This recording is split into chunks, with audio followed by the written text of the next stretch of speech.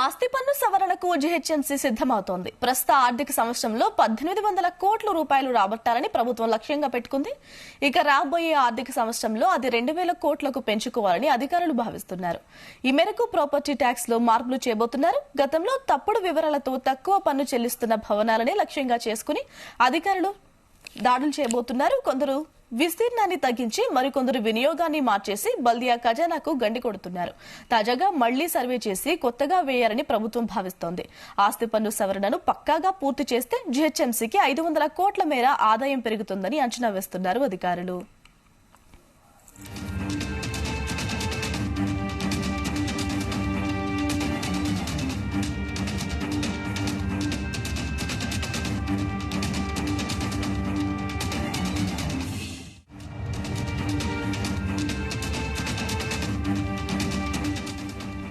బల్దియా 2020 ఎన్నికల సమయంలో 15,000 వరకు చెల్లిస్తున్న భవనాల పన్నుపై రాష్ట్ర ప్రభుత్వం ఆదేశాల మేరకు 50% రాయితీ ప్రకటించింది. కొన్ని రోజుల తర్వాత నివాసం ఉంటున్నట్లు చూపి వాణిజ్య అవసరాలకు వినియోగిస్తున్న భవనాలన్నింటినీ స్వచ్ఛందంగా వాణిజ్య కేటగిరీలోకి మార్చాలని జీహెచ్ఎంసీ యజమానులకు నోటీసులు ఇచ్చింది. చాలా మంది లక్షల్లో రుసుము చెల్లించి మార్చుకున్నారు. ఆదాయం పెరిగింది. అదే మాదిరి మరోమారు ఆస్తి పన్నును సవరించేందుకు అధికారులు ప్రణాళికలు సిద్దం చేస్తున్నారు.